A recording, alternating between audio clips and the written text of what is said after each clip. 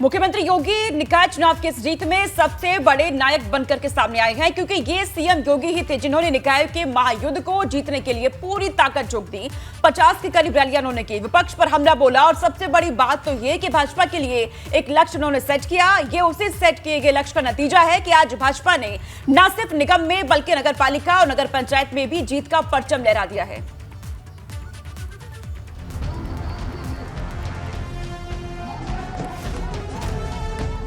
निकाय का सियासी संग्राम, भाजपा की चक्रवर्ती उड़ान, हार पर सपा लाल, अखिलेश की रणनीति पर उठे सवाल।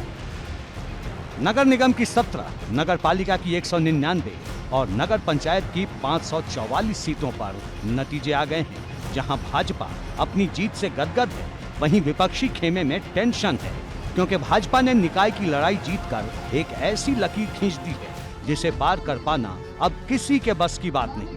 क्योंकि जब चुनाव हो रहे थे तभी से भाजपा के बड़े बड़े नेता कह रहे थे कि वो निगम की सभी 17 सीटें जीतने जा रहे हैं, लेकिन तब किसी को यकीन नहीं था कि जो दावा भाजपा कर रही है आंकड़ों में बदल जाएगी।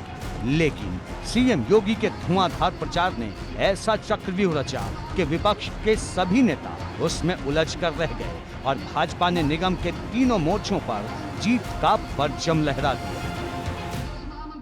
उत्तर प्रदेश नगर निकाय के चुनाव में भारतीय जनता पार्टी ने अब तक की सबसे बड़ी विजय प्राप्त की है। 17 नगर निगमों में पहली बार भारतीय जनता पार्टी सभी नगर निगमों में एक साथ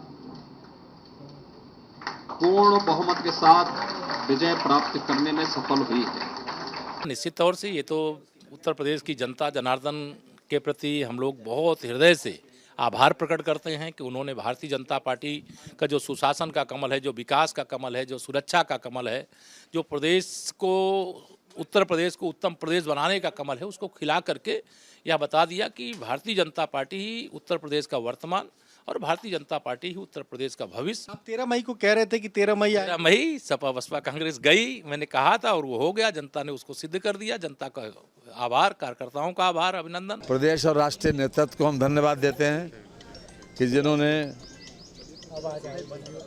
श्रीमती अर्चना वर्मा को प्रत्याशी बनाया और हमारे कार्यकर्ताओं को अथक परिश्रम, उनकी अथक मेहनत और डिवोशन के साथ जो उन्होंने कार्य किया, उसी के आधार के ऊपर जनता ने बड़े पैमाने पर हमको पार्षदों का बहुमत दिया और साथ ही साथ अर्चना वर्मा जी को उम्मीद से बड़ी जीत दिलाई।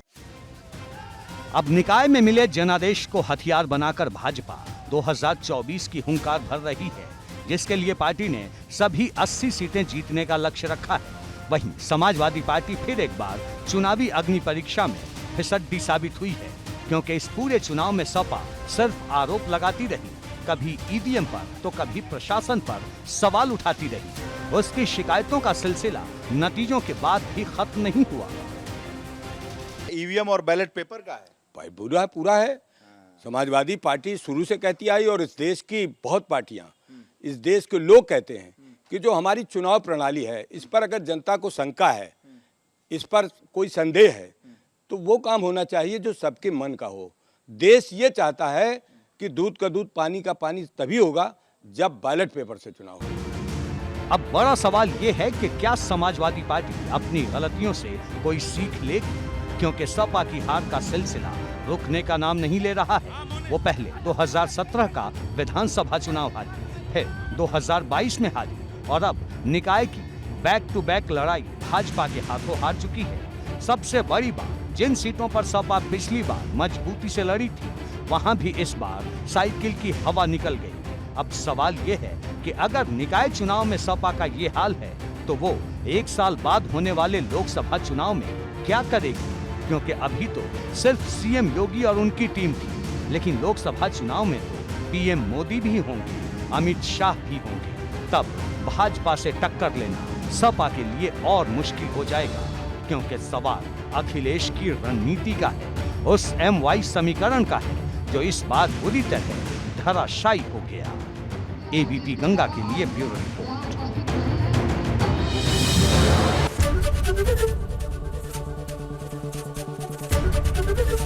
एबीपी गंगा, खबर आपकी, जुबान आपकी।